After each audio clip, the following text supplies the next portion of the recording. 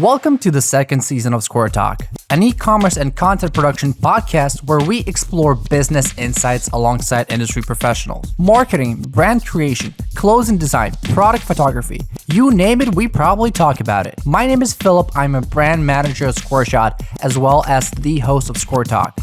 Today, we're chatting with Orlando Rios, the founder of Raised by Coyotes, a southwestern outdoor apparel brand that has surpassed over 6,000 orders in just a year. Orlando is also a digital veteran of 10 years, with his own marketing agency, Dropkick Ads. In this episode, we discuss how to market your brand, sales benchmarks, reinvesting, finding your own product niche, and much more. New founders will benefit greatly from some of the insights that Orlando has to share. Without further ado, let's jump into the episode.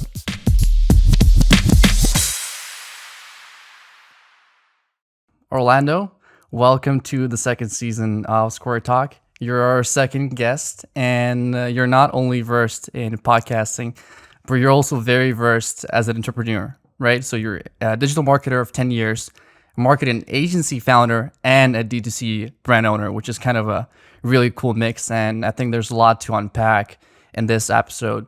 And I think it's a really cool opportunity for me to get into the mind of someone who both owns a brand and knows how to market at the same time. But before we kind of get into your brand, which is Raised by Coyotes, I want to take you slightly back into your experience of being part of the Onnit digital team, right, which is a health and lifestyle brand owned by Joe Rogan. Can you generally take me through your experience there? Yeah, absolutely. I mean, I think that was a very rare experience to have to be a part of it's basically kind of like a startup, I guess, in a way, where I was like one of the first 20 employees, and seeing a company grow from just that little small thing to something that has over 200 employees and eventually got sold to Unilever. So just being around and seeing a company just grow from beginning to end. Well, not to end, they're still going, but just to that level of success where you're becoming a household name, I think was invaluable. What were the biggest takeaways from Onnit early on as a startup, right, that were later on translated into your current businesses? Because that was a startup, in a way, it was just kind of like a playground in terms of learning how to do marketing. So instead of going out and getting a marketing degree at a university, we actually got to play around and try things where normally at a company, you go in, you don't get to do that, because we're all kind of, we had our skill sets, but we're all kind of learning along the way as well. So I guess the thing that I probably learned the most out of that experience was probably interactions with customers, prospective customers or current customers, building that relationship, being so important with the customer, building their trust. But then also the way we marketed, working with different influencers, and influencer marketing at the time was kind of a new thing, and just continuing to grow that way. And how did these lessons sort of translate into the way you run your marketing agency right now, and the way you transitioned into also being an owner of a D2C brand? For sure. I think it helped me understand what it's like to be on the client side of things. So while we had all these skills, and I was learning all these skills there and how to be good on the things that I'm mostly good at, many times, we tried working with agencies to help us out on certain things. So on that front, I learned as a client of other agencies what I liked and what I didn't like, and try to apply those principles there. Because at the end of the day, you talk about marketing, you do this, that, you do photos and try to build a story. At the end of the day, it really is a connection with your customers that's going to leave the longest impression and ultimately decide whether you're successful or not. Take me through your reasoning, what's going on in your head when you leave Onnit, and why have you done that? I was there for 5+ years. I'm the type of person that, I believe there's two types of people. There's people that like to really start things, and then there's people that really like to optimize things. I'm definitely the type that likes to start things. So 3 to 5 years in anything, and this goes for my own brands, whatever, I get a little bored and I want to try something new. So 5 years there, I touched almost every part of that company in what I learned to do. And I just thought it was a good opportunity for me to move on and just try to do what I do for Onnit for others and maybe build something for myself. Okay, and so raised by Coyotes. So just take me through that. What is the brand? Essentially, what was going on through your head when you were just launching? What are your expectations for your entire experience with the brand? I had been doing the marketing agency for over 4 years. At that point last year, I've helped a lot of other companies make a lot of money with their brands. And so I have all these skills. Of course, I knew nothing about making clothes, but I knew how to market. I know, like, if I wanted to have this online store, I know that I could get the first sale, and I knew I can get the next 100. Like, I just needed to figure it all out. So, like I said, I mentioned, that 3 to 5 year period, I started getting a little bored with, it doesn't mean I do any less work on it, but I just crave something to start. And, I've gotten really into golf the last couple years, and I just decided, you know what, let's make a golf brand. What I thought was going to be a golf brand but it's actually kind of turned out to be just the full-on outdoor recreational brand. I'll get to that for sure. We'll talk about that as well. Yeah. So it just came out of wanting to try something new. And then again, just one of those things, like I said, I didn't know how to make clothes. It's something just had to learn how to do and work with somebody to get it going. And so here you are on the verge of launching a brand, and you have these expectations of what is e-commerce, what is like retail, what is D2C. What was the reality like? How did it differ from your expectations early on? The marketing angle of it was, not to sound, nose up in the air, but the marketing angle of it wasn't the tough part for me. I've just been doing it for so long. I've helped other apparel brands do really well. So I already kind of knew what I needed to do to go into it. I think the things that were the toughest to learn is basically international business. It's like, right? Working with suppliers overseas and learning about grading on apparel, which I'd never even heard the word before. All that stuff, just learning how to actually make apparel. I mean, not to get ahead of myself, but considering the sort of the way the world has changed because of COVID as well, how do you approach international affairs right now? How do you approach working with manufacturers? What is the biggest challenge there? Yeah, you just cross your fingers, basically. We can't control what our leaders do. In reality, we can't to a degree. So you just have to keep going. And, while I would love to say, oh, I have a plan, I don't. That's just kind of the way I operate. Some people operate better with plans. I've never made a business plan in my life. I operate with, let's just go and figure it out along the way. If a problem comes up, I'll figure out how to get around it. So it's a lot of trial and error, but there's a lot of risk management involved, especially right now. Do you, has anything changed for you? Do you put more room for errors, for example, in your kind of the way you do your business right now? I'm always aggressive but cautious. I know those are contrary statements. I'm never the type to really just not pay attention to things if they're going wrong. Luckily, we haven't really had that problem. Maybe on the marketing agency side, some businesses might pull back a little bit here and there or whatever that may be. But, I think it's just paying attention really and adapting to changes. I understand that's not like a real answer, but like I said, I'm not a planner, so it's tough to answer that one. So circling back a little bit to golf. Golf is quite niche, some might say, but being niche is kind of a good thing when you're a brand, especially when there's so much variety right now. What are the benefits of being and staying niche, and what were the challenges for you? So I initially thought I was going to be in the golf niche, but I think in reality we're just in it's more about our design. Our designs what make us unique. So there's tons of golf brands, but I think while a lot of them try to all kind of stick to the same kind of looks and stuff, I think what really makes us different and makes us really niche is our designs that we do. I think it's important to really dial in. I think a lot of entrepreneurs, when they start new businesses, they have this grand vision of, being an everything type brand. Where like, who would like your product? And you just say like, well, everyone, it's for everyone. I think that's a mistake. You can become that over time, but I think if you want to get started now in the way things are these days, especially since most of your initial customers are going to come from social, you have to dial in, not just one layer, but, maybe think 2 to 3 layers and really be whatever the brand is or whatever you offer, be a specialist for a specific category. And it'll make it easier.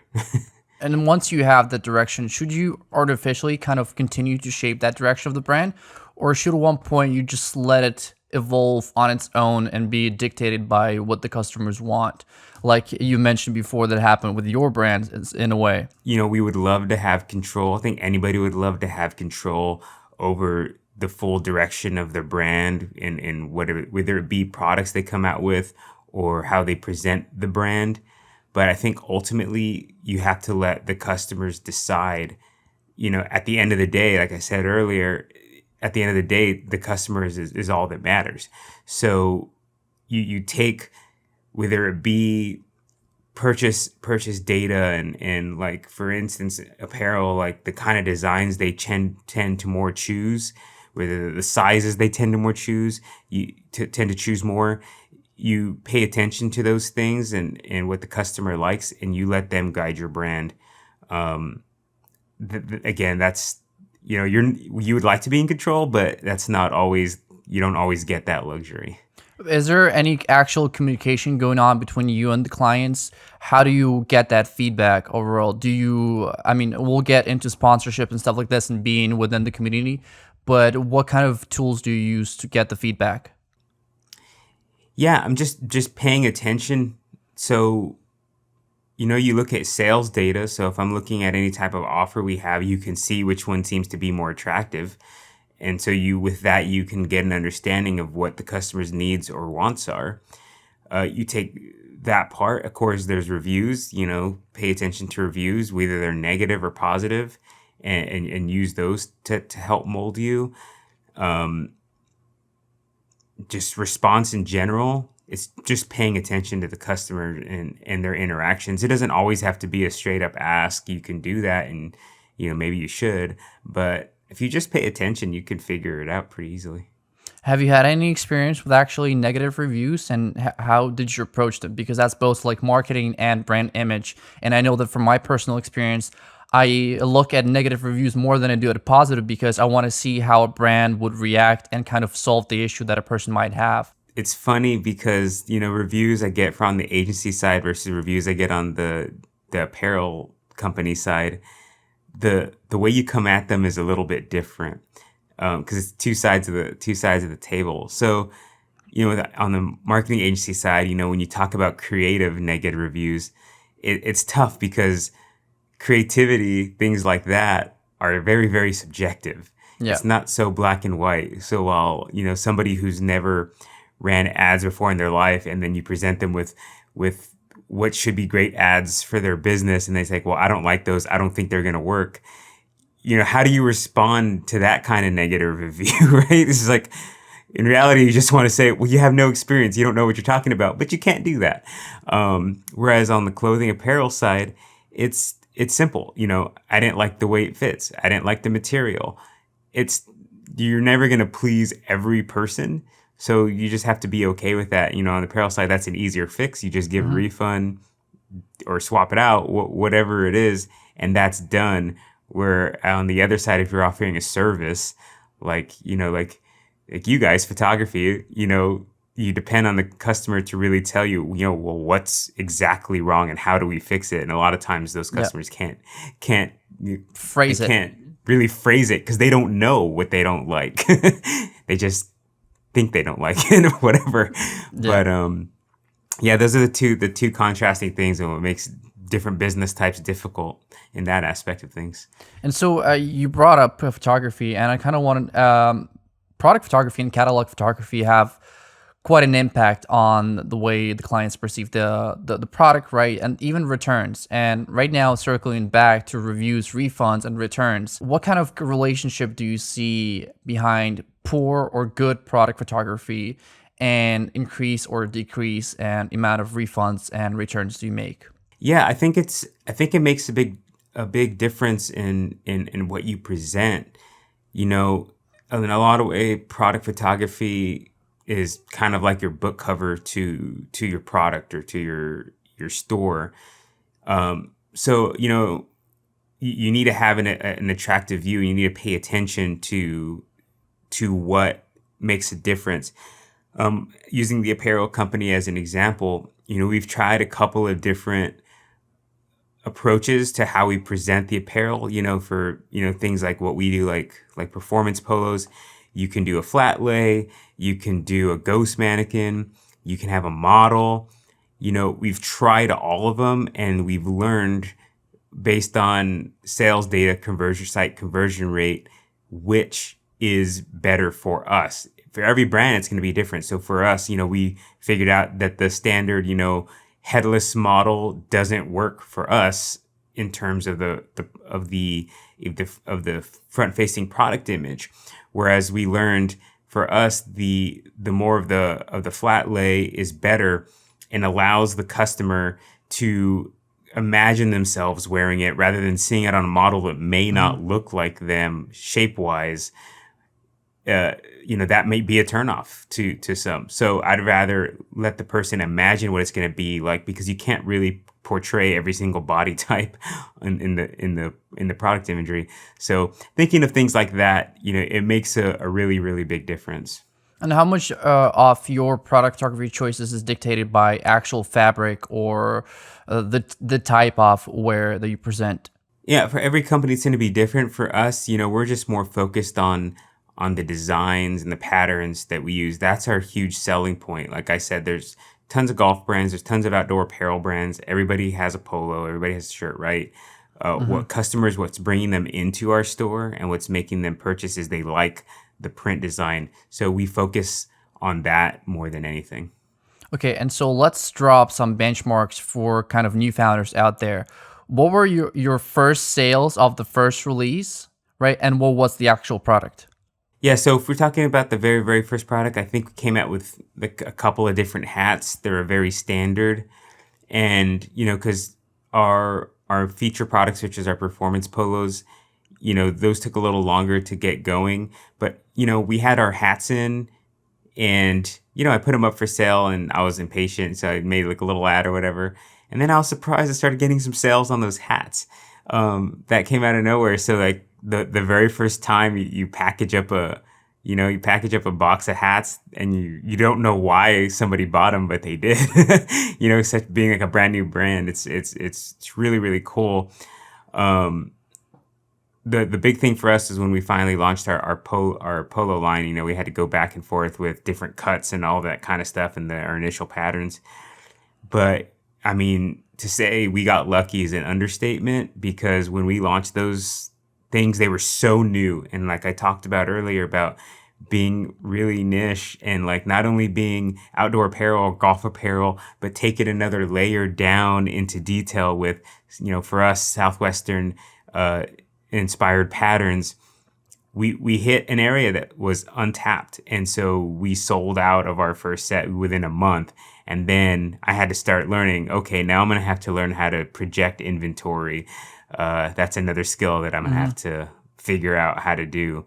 So, yeah, I mean, but the thing is when you're just getting started, is like, that's not it. It's like, I'm not at that point, you're not profitable because you got to use everything you made to get more stuff and continue growing. Eventually you cross that threshold. But, yeah, I hope that answers the question. How much of the earned money did you reinvest back into the polos or the next release?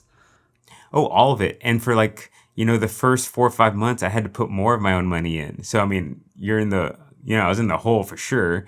I was trying to do calculated spend and risk. But yeah, I mean, everything went back in that was made, but then also even more money to get where we need to go. I think it wasn't until probably maybe month 6 or 7 where I finally stopped having to transfer money from my personal bank account to the business to get it going. So now it's finally in a place where it just kind of recycles its own money. Early on, did you have any projections when you're gonna break even or start making profit? No projections. I would look at things from a daily, from a weekly, monthly, and just kind of see where we're going. So the thing that was most important to me, the first goal should always be to break even. So I just try to keep that path with the spends and everything, and just reach that first goal and don't worry about profit till then, because the goal first is to build a customer base ultimately and not go broke doing it. So just as long as you can make enough back to where you can eventually stop having to feed it, I think is the first goal. And so when you were talking about the first sales of the hats, you made it sound so easy. I ran a few ads, got the first few sales. But I mean, I want to sort of talk details. Do you remember what was the budget allocated and what was the channel that you marketed through? And how did you kind of package it? Maybe there's a secret recipe. Yeah. I mean, Facebook ads, which that's where I feel like I'm really, really good at. So I think that initial budget was something like 10 or $20 a day. And it was just a complete, just try. I didn't even do any special photography. It was just, the standard product photography. I took it myself, on a white piece of paper and just try to make it look as good as I could. And yeah, I was surprised they worked, and some random people started buying those hats. And I think that's kind of when I realized if I could just sell these random hats really that quickly, I think I got something. And I think what made it work is, again, the designs were different. They're very specific. Nobody else has a coyote on their hats, right? So I tap the goal we do with almost every product and every design we do. It taps into something that, because I grew up in the Southwest, it's it taps into something that kind of hits you. So I think when people see those designs, they saw a coyote and oh yeah, I always see coyotes around, here in Texas. You just see them all over the place. It's just something that connects you, and you just, I don't know, that's how it works. So you weren't only niche, you were also kind of local, right? Which is kind of in a way, connected to the culture as well as having a good product. For sure. One of our first polos that, I didn't think it was going to do that well, and it actually did do decent. It was called Tex-Mex, which here in Texas, there's, it's a type of food, Tex-Mex, or it's a mixture of Texas and Mexican food, in the San Antonio, Rio Grande Valley area. And so I was like, I want to tap into that. That's my, it's part of my culture. So let's make a polo, let's call it Tex-Mex, and let's use the colors of San Antonio. And people just ate it up, right? Because it's different, and it taps into that to something that reminds them of home. And speaking of the hats, that kind of connects to the entire startup idea of Onnit that you spoke about earlier, right? There's a common thing called an MVP, right? And just business startups where you launch out a very I don't want to say a low effort, but kind of entry level product, and then you see what the response is, how people kind of respond to it in terms of sales, right? Whether like it or not, and then you launch something much bigger based on that feedback, right? So what kind of feedback did you get early on from hats, and then did you integrate it into your polos? I think the only thing that with hats that maybe some people didn't like is maybe they didn't like the shape, or some people, the shape didn't work for them, and that's some people like certain shapes, some don't. Or it doesn't fit, those type of things. So I think learning that kind of opened my mind to, okay, for the other things that we're going to do, the polos and stuff, okay, so fit's going to be super important, and understanding that some people aren't going to like the certain build. So you have to just try to figure out, what's the most common likes of a product. and amplify those, and you're always going to leave somebody disappointed, so there's not much you can do about it, but you try to get close. But yeah, understanding, I think the other thing is like you the product or design that you think is going to do the best doesn't always happen that way. So using the hats example, we started off with 3 different hats. The one that I thought was going to be the biggest seller ended up being the worst seller, and the one that I think wasn't going to be popular was popular. So, and people were talking about it and leaving comments on the ads. It's like, whoa, this hat's cool, and tagging their friends. I'm like, this is the one you like? So again, pay attention to the customer and they'll tell you what they want to buy. So, I mean, as a founder, are you attached to these designs? Like, it feels bad when something that you really like doesn't go through, right? Do you kind of continue to invest in it, or do you pull the plug? No, that's another thing I learned when I was, working at Onnit, and from the early days of my marketing agency, is like, you have to realize when something works and something doesn't. At the end of the day, you have to just remember, this is the business. You can't let your personal feelings dictate anything. Of course, there's something to be said, that anything can be sold, if you can, market it the right way.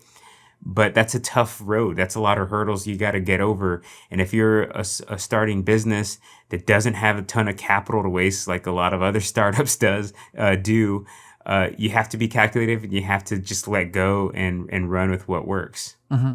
And so back to benchmarks, is there like a very obvious dynamic between like your first sales, right, and then the next sales? Was it like a doubling, or what kind of revenue dynamic have you noticed between releases? Anything gets better over time. You learn the audience that likes things. You learn the kind of ads they react to. You learn the products that they like. So of course, you start off with things like lower cart value, those type of things. But then you also kind of learn, when it comes to DTC products, you kind of learn what products like to be paired together. What are customers' shopping habits when they buy your store? Are they buying one polo? Are they buying a polo and a hat? Are they buying 2 polos? What's kind of going there, and what might be inhibiting them from buying more or buying other items. So at that point, you have to kind of figure out how to package things, how you offer things to customers, incentives, all those kind of things to kind of dictate or try to move the sales character of a customer to something that is a goal of yours, whether that be cart value or overall sales or items per cart or anything like that. Mm-hmm. And so speaking of packaging things, what is your like current budget for marketing, especially for new releases? There's different stats people use to judge success, right, in marketing. Some people use return on ad spend. Other people just use, profit loss ratios.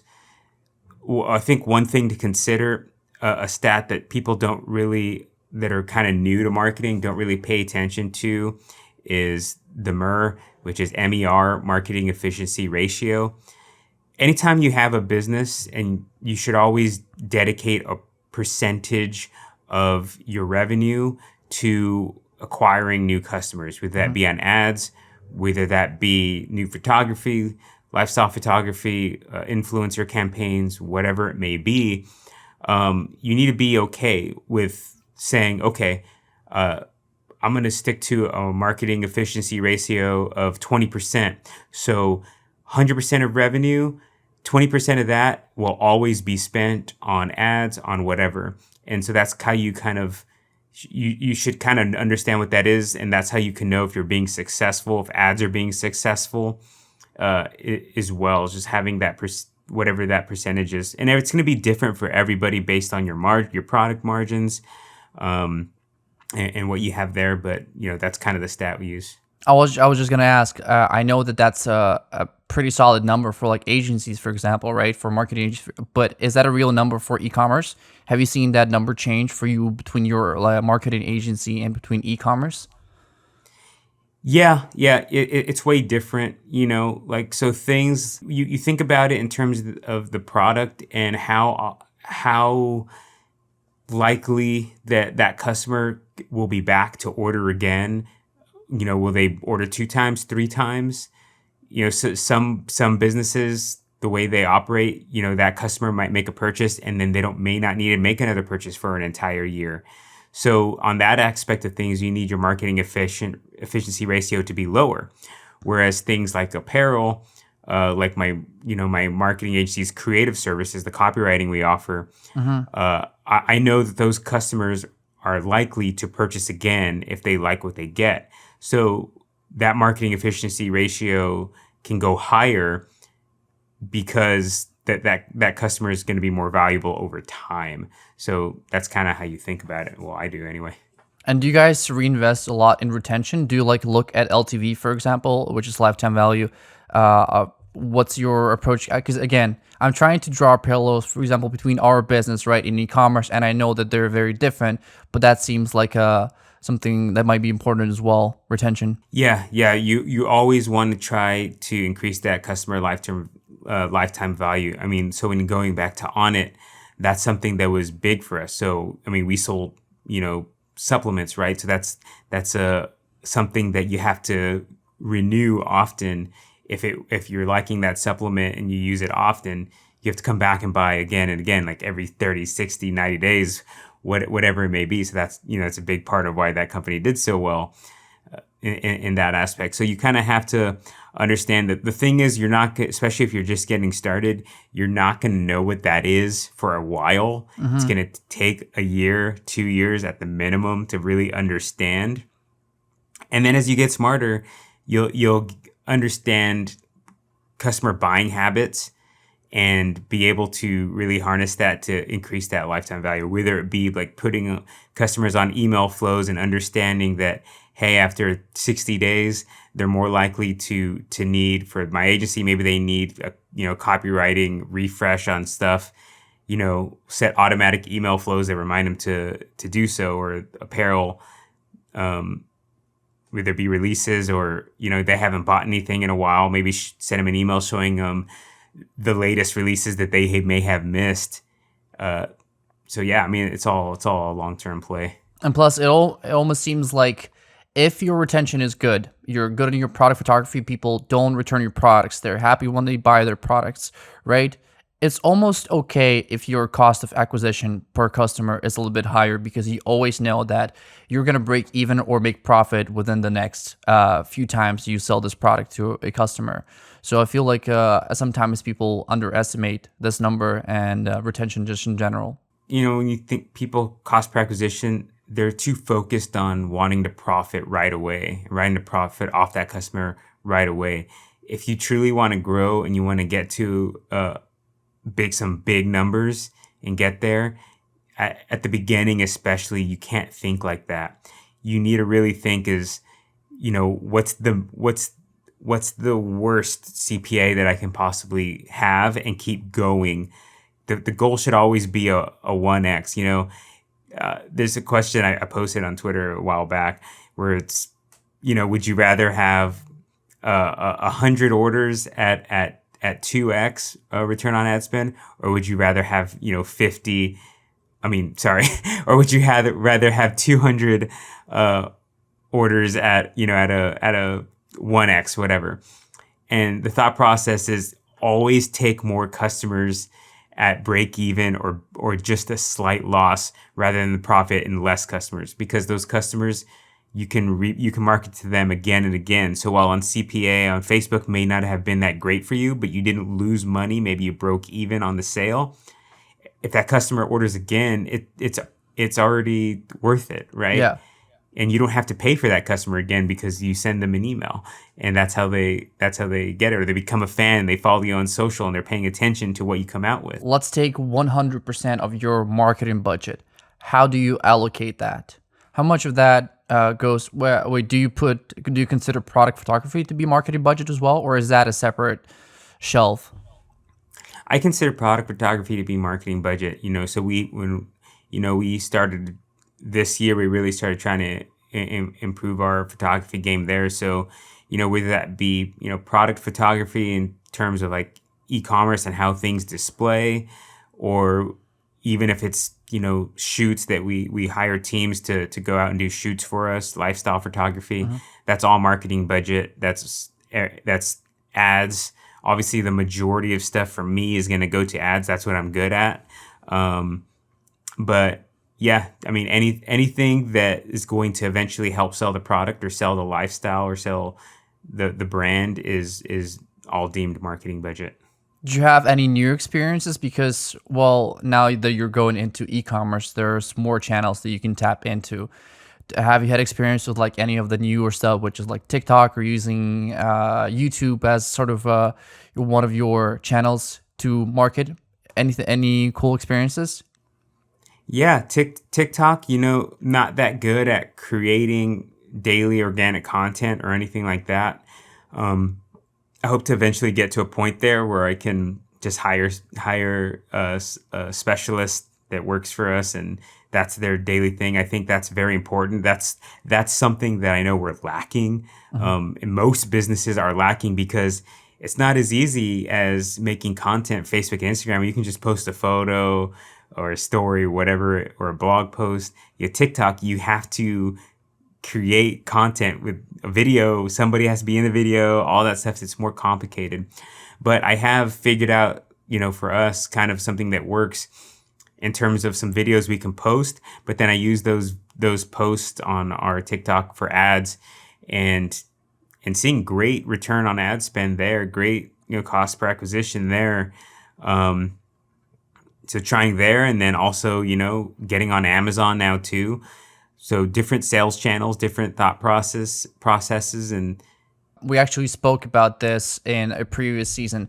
If you have a minimum budget, right, for ads, just in general, where do you put it?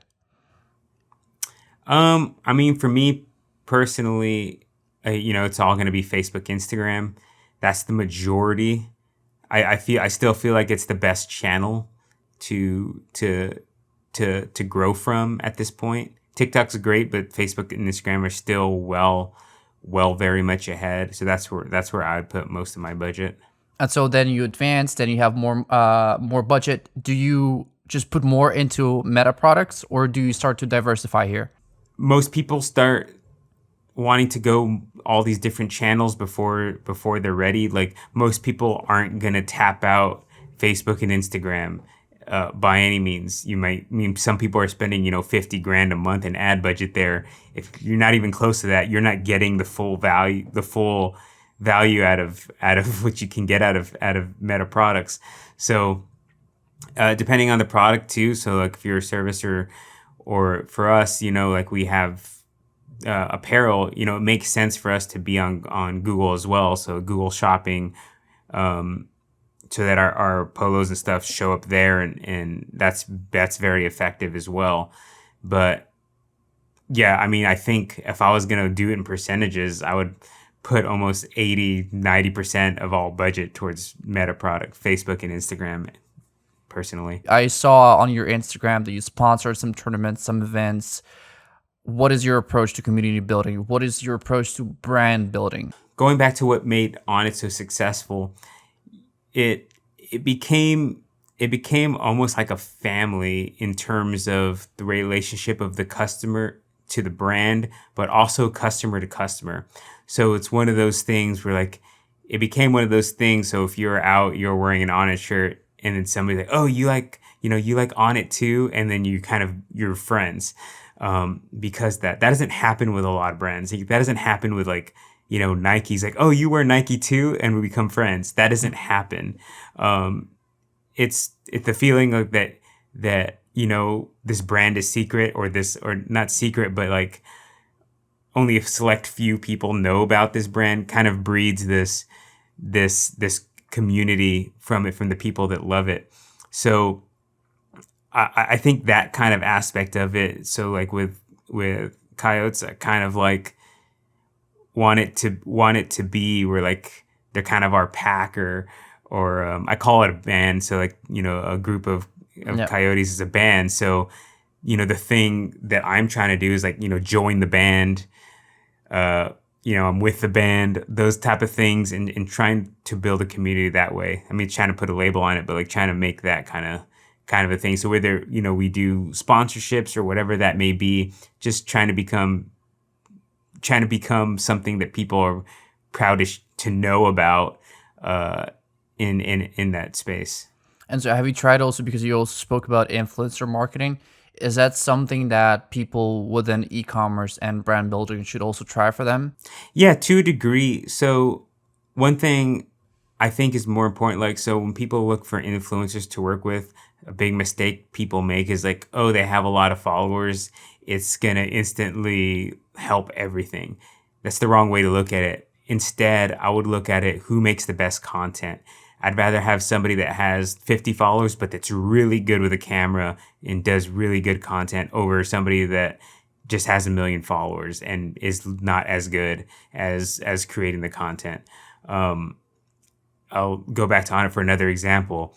We came out with these crazy looking kettlebells, and we sent some to The Rock, Dwayne Johnson, who is arguably the biggest celebrity on earth. Everybody knows who he is.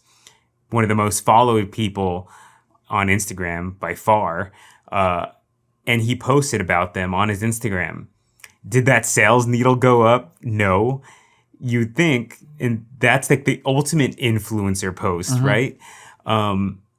So thinking about influencers and stuff like that, you have to kind of go at it more so as just getting quality content that you can repurpose in your marketing, rather than somebody, a celebrity or whatever, somebody with a high follower count posted about this, so boom, it's going to be an instant success. It's not all the same. But do you know why that happened? Because I mean, the Dwayne Johnson to kettlebells is like, I don't know, like Kylie Jenner to beauty products. How come such thing hasn't worked out for Onnit brand? You just don't know. And I think also it's the way it comes across. It comes down to the content. So on the opposite end of the spectrum, you have Joe Rogan on his podcast talking about, Alpha Brain made me think clearer. It, really helped my mental game and my focus. That's an endorsement and basically a testimonial from him saying that he actually used a product and he loves it and it's changed his life. That equals sales.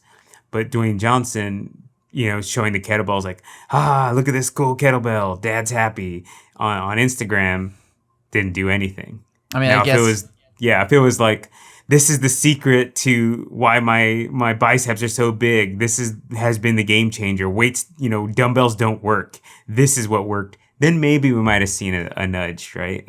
I mean, being, I guess, organic and being authentic, right? And that's why a lot of people see success on TikTok, because it's, I mean, as I see it, it's mostly authentic content, right? And actually, that's something that I noticed about your Instagram page in general, is that there's a majority of images that are there are actually organic content, right? It's with either you being present somewhere on an event or people just wearing your product.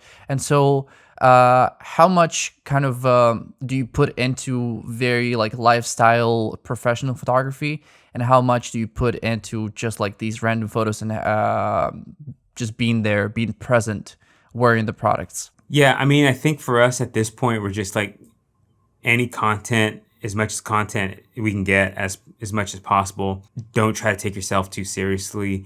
Don't wait for the perfect content. Just have content is more important. It's just showing the brand authenticity. So, whether it be at a small little event, not posting because the event wasn't huge, that's dumb. Just having the mixture of, professional, what's obviously professionally done photography, beautiful settings is great.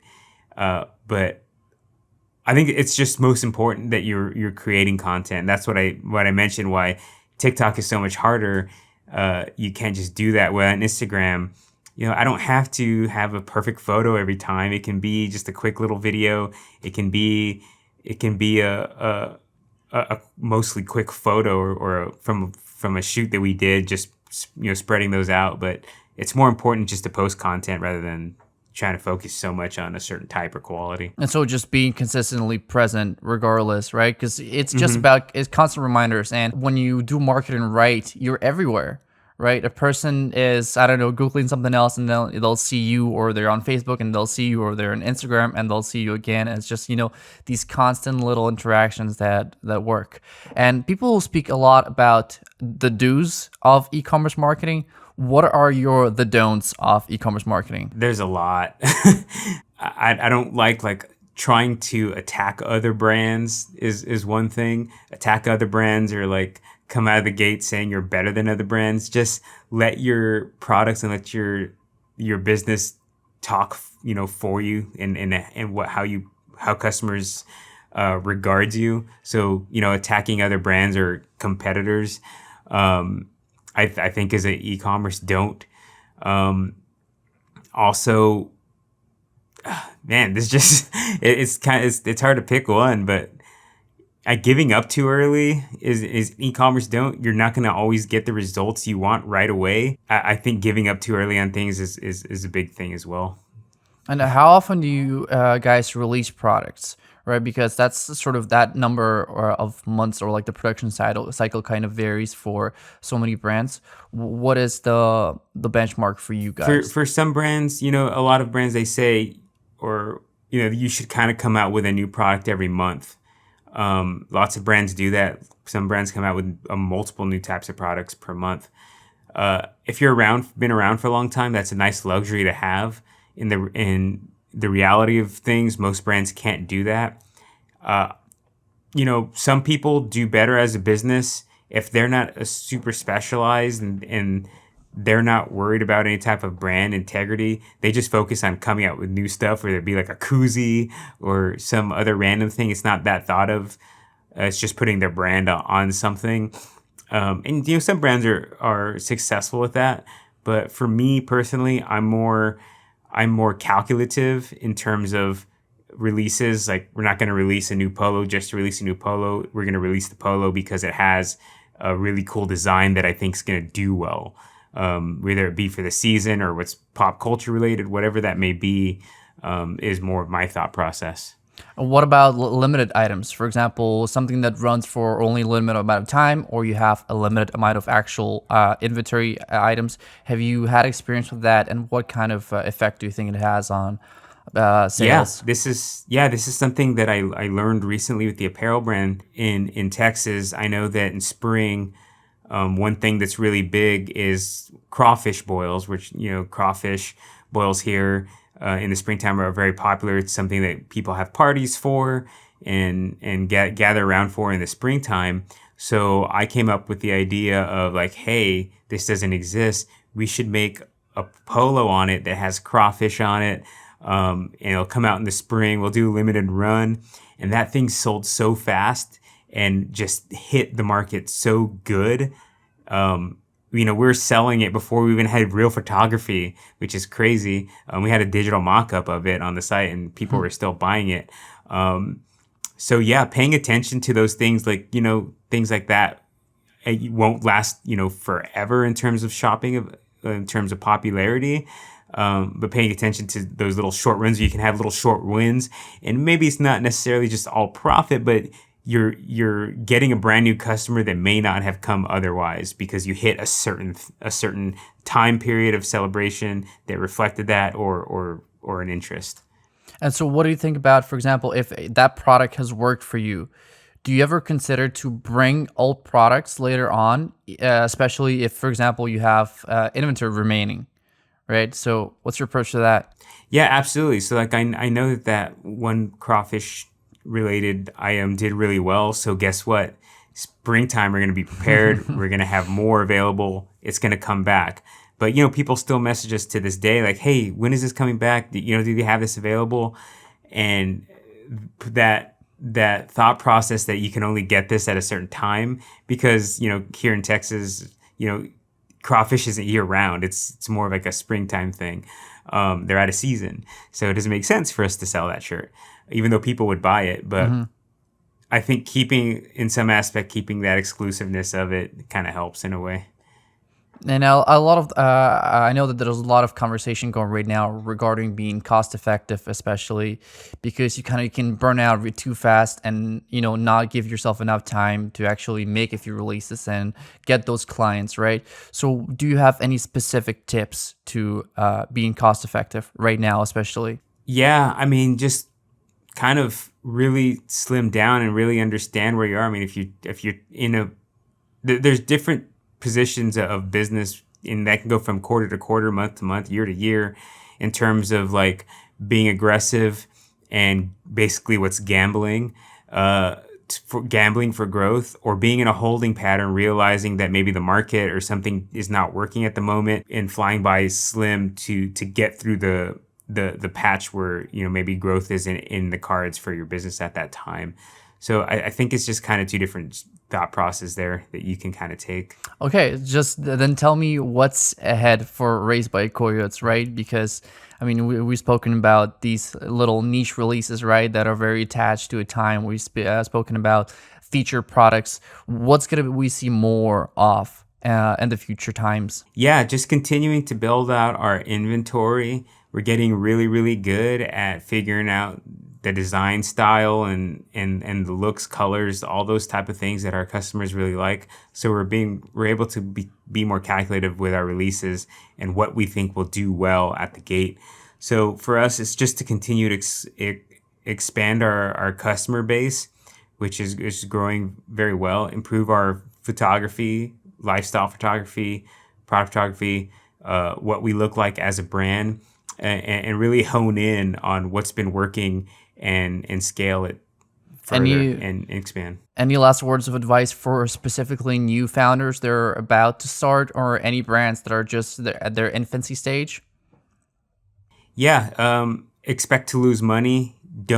If you truly believe in the product that you're selling, it's not going to happen. It happens if you get lucky to be successful overnight, but you have to come at it with a little bit of regards and just be vigilant. If you truly believe in the product, you'll know if you feel like you're forcing it, maybe you stop, because not everything can be successful.